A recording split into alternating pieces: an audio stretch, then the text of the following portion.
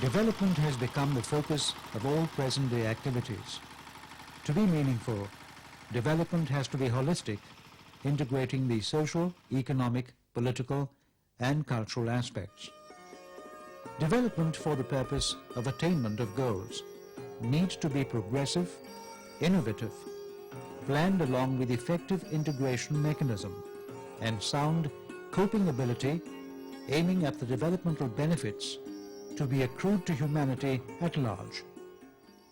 In India since independence, efforts have been made to ensure participation of people in the process of development, among others, through Community Development Program and Panchayati Raj institutions.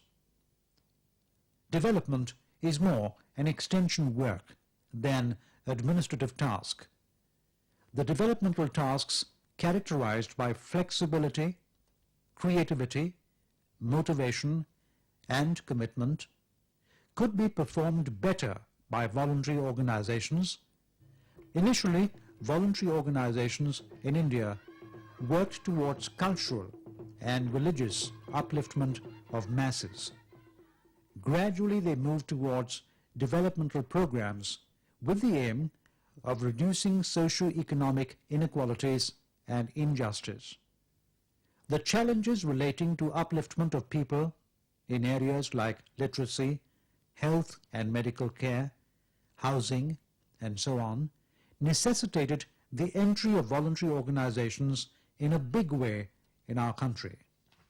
Can you throw light on the emergence of voluntary sector in India?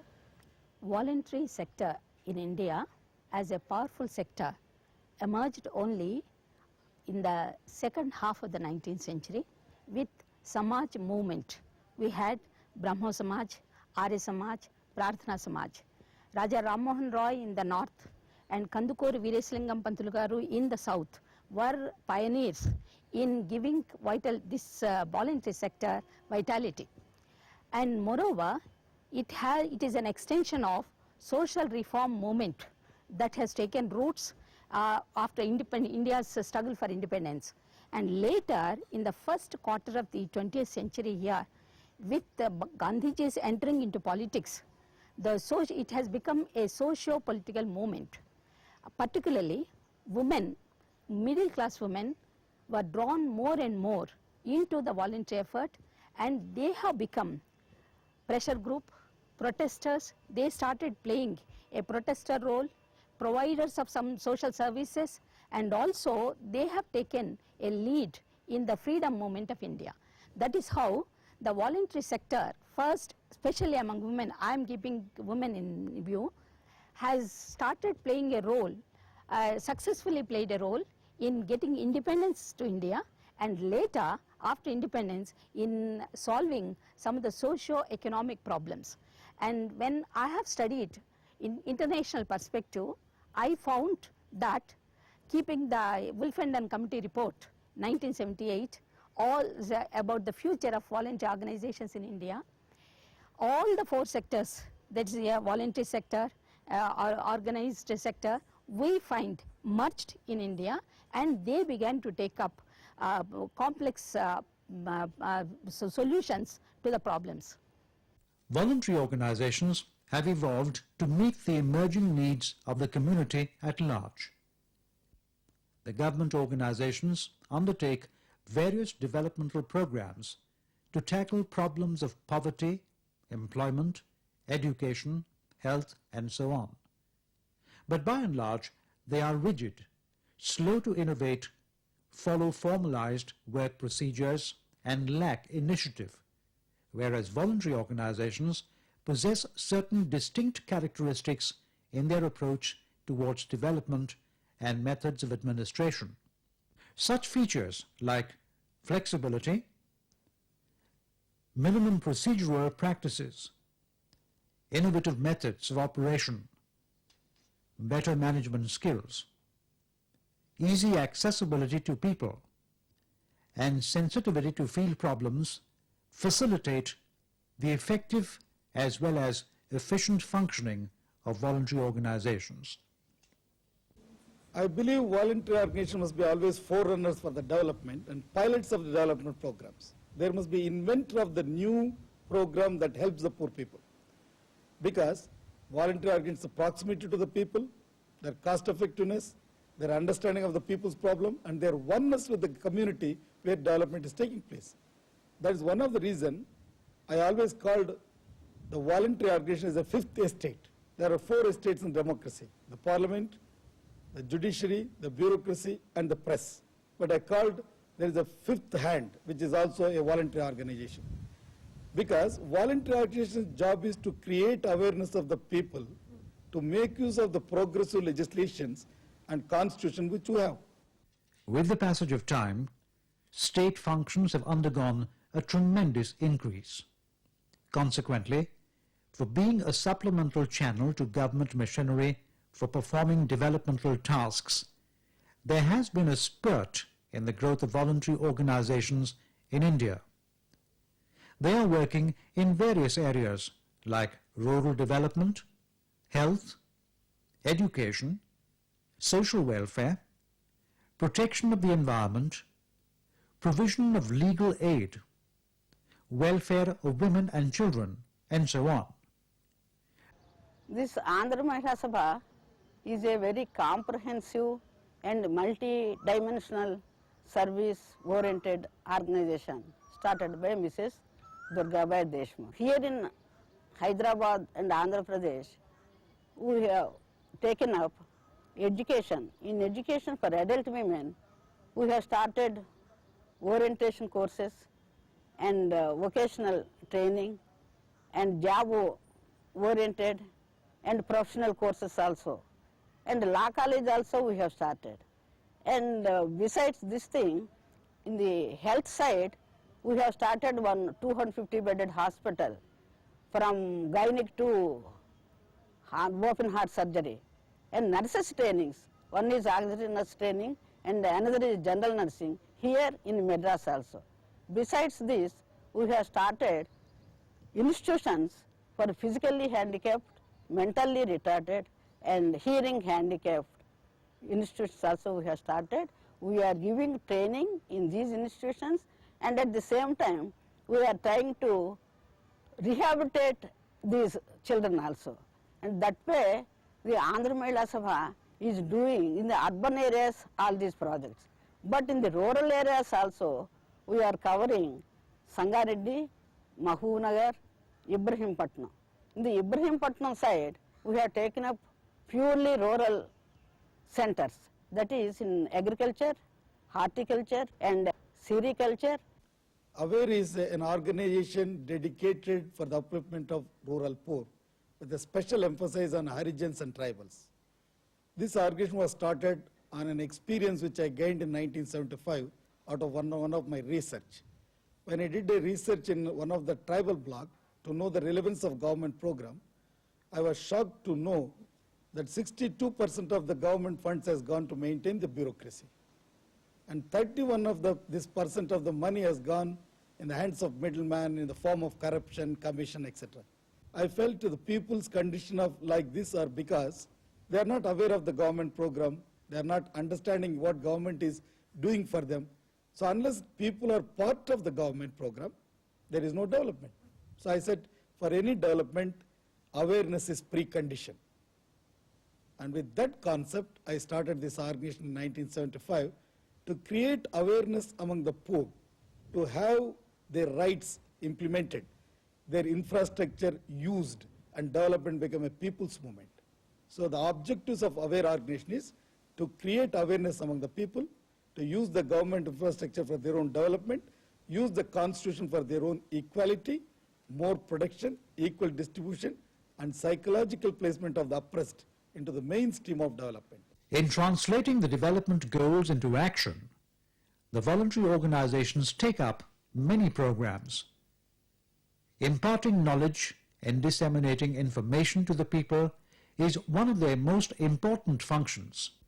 Also, people need to be made aware of their rights and duties so that they refuse to accept a system that perpetuates injustice and struggle for establishment of a just society.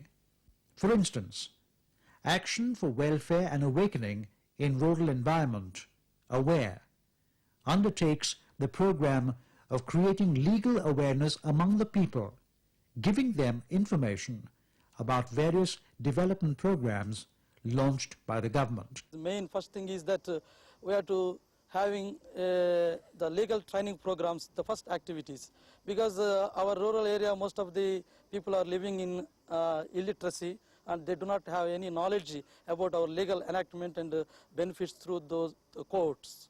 And next thing is that the prohibition of untouchability, because the most of this Harijans and Girijans are treated, and even now also where some of the cases are noticed that they were treated as untouchabilities. So that if at all we have any notices, we have to rush to the spot and inquire the matter and settle the issues if peacefully. If not possible, we will take the legal precautionary methods. And we also file cases those respective areas.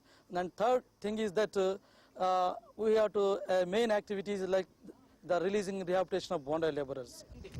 నా పేరు పోల్పం బుచ్చయ్య దమ్మాగూడెం ఎన్ని సంవత్సరాల వయసు ఉంటుంది నీకు 90 ఉంటాయండి 90 సంవత్సరాల వయసు చిన్నప్పుడు ఏం చేసేవాడు జీతం చేసిన I am Pichaya, జీతం చేసేవాడు 80 years old.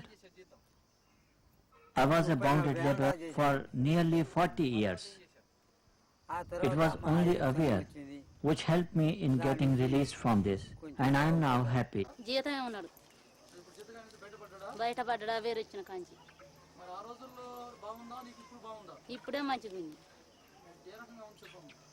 ఇప్పుడు అన్నానికైనా బట్టకైనా దేనికైనా మంచి My husband was a bonded laborer. We faced a lot of hardships. With the help of Aware, he got released. అప్పుడు బావులు Now, with Aware's assistance, we are having proper food, clothing, shelter, and our children are going to school. Now, I also earn rupees 20 per day in this rope making work. We surveyed all the bonded laborers and submitted petitions through village association to the collector, MRO and RDO. They are conducting enquiries in the villages, and if they felt that this comes under bonded labor, they are releasing. But some of the cases, even if government not identified as a bonded laborers, and we felt that these people are comes under bonded labor, and simply we are releasing and rehabilitating with our own money. Women continue to be deprived sections of our society who are denied various lawful rights. The Legal Aid Cell of Andhra Mahila Sabha provides a supportive role in provision of legal aid to women. This Legal Aid Center for Women, which is run by lady lawyers and which was started in the year 1983 under the able guidance of Justice Gangadhar Rao. Objectives are mainly to help the deserted women, harassed women, a sort of those who want actually the help of the center where they want to go to courts. While explaining the legal angle, they know what to do and how this applicant is proceeding. So they know what is going to be done to them. So they will be, sometimes they agree for that, or else they may say that sometimes people are stubborn. They say we'll see in the court. Then, depending on the status of the woman, normally women when they come out of the house, they don't have any income. Depending on the status of the woman, we provide legal aid. मैं शराब P के मेरा Mrs दूर हो गए मेरे से My wife had left me because I was a drunkard. Then I explained my problems to the legal aid center here, and I also assured that I would not drink anymore. The center assisted me in getting this problem solved. Now me and my wife are happy. Training is an essential input in the process of development. Many voluntary organizations are using this method to sharpen technical skills and imparting knowledge to the clientele being catered to by them, and also to provide them self-employment opportunities. Here is a unique feature of this vocational training center is the normal as well as the handicapped learn the skills together. See, so that the handicapped learn to how to adjust with a normal population in real life situations. In this tailoring, this basically 1.5 years the training will be imparted for the mentally retarded and hearing handicap and partially physically handicapped. They attend 1 year training course. Depending on the severity of disabled, we extend the training program. Here they learn all kinds of tailoring, embroidery activities. Then after that, after successful training, we place them in nearby workshops and tailoring units, or we help them to set up their own units. Provision of health for all by 2000 AD is the objective of the government. Voluntary organizations are supplementing the efforts of the government in providing curative and preventive health services to people in both rural and urban areas. The main aim of this health project is to provide medical services to the needy tribals who are living in the thick forest on either side of the Godavari river banks, and it is mainly it is working in three stages. One at the base hospital, second one in the boat, and third one in the field. And totally it has adopted 80 villages, which are situated in the thick forest area. Durgabai Deshmukh Hospital is a constituent of the voluntary organization Andhra Mahila Sabha. It was founded about 26 years ago as a small women and child welfare center. Gradually, as OAS specialties are all added, it became a general hospital, and I'm glad to say today with the addition of super specialties like cardiology, cardiothoracic surgery, and urology, our hospital is competing with most of the major commercial hospitals in Twin Cities. The hospital has got about 240 beds, and our aim is to serve mostly the weaker sections and the middle classes. I need not emphasize that we give concessions or sometimes complete waiver in deserving weaker sections. Others, our rates are chargeable or very less than compared to other hospitals. Illiteracy is a serious impediment to an individual's growth and the country's socio-economic development. Voluntary organizations are on a large scale supplementing the efforts of the government in promotion of adult literacy and eradicating illiteracy. The Literacy House, of which I am the chairman, was established in September 1967 by Dr. Durgabai Deshmukh.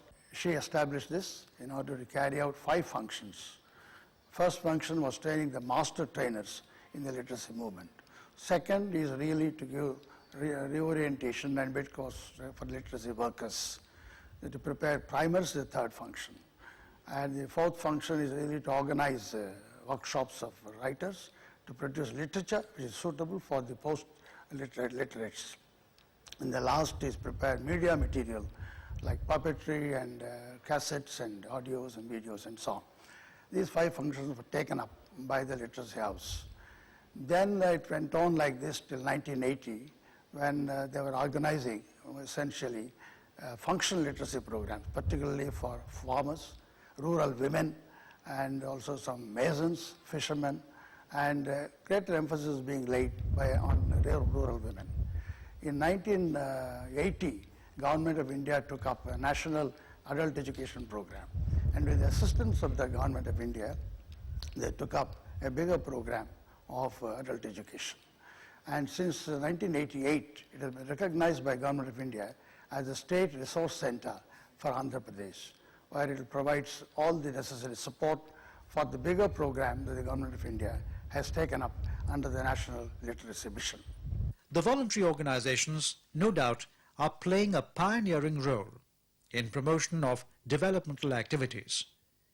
The inbuilt flexibility and lesser bureaucratic hurdles in their functioning enable them to experiment with new ideas besides adopting innovative methods within the system to meet their objectives. But there are certain problem areas which hamper the effective and smooth functioning of many voluntary organizations, like paucity of finances, human resources and their motivation, lack of adequate governmental support and cooperation, bureaucratic attitudes leading to frustration, and political interference. Well, the voluntary organizations all over the country, as well as we as part of those voluntary organizations, face many problems. But I would say that the most acute problem which all of us face is one of finance, funds. As you probably know, the voluntary organization, many of them, like Andhra Mahila Sabha, they have grown enormously large in recent years. And as for Andhra Mahila Sabha, though it remains a trust, still we have many facets of activity. We have many services, and we render these services practically at the very top level of efficiency and effectiveness. And therefore, the kind of funds which we need for running these activities is really quite big, very large. Of course, we do run quite a few projects on central funds, central as well as state financed. But the trouble about these projects is that most of the money which we get as funding goes into the overheads, establishment, mostly salaries and so on. And there is really very little left for our developmental activities. That is one thing. But along with that also is another aspect of the same thing, and that is that these funds which come from government sources, they all come with a lot of red tape attached to it. We had some political interference in this sense that many of the political parties, they get bothered that their power bases may be intruded into. They may lose their power base because if you are giving them something really good, which they can use for their own upliftment, then the credit may go to the people, our volunteers, rather than to the parties. So this kind of problem also some of the voluntary organizations which are working in the rural areas would be facing. We also have some problems involving the human resource and motivation. Actually, I think the human resource and motivation go together. They are linked. Involvement of voluntary organizations in development process has become essential. They play a vital supportive role, and a lot needs to be done in strengthening them. As long as the voluntary organizations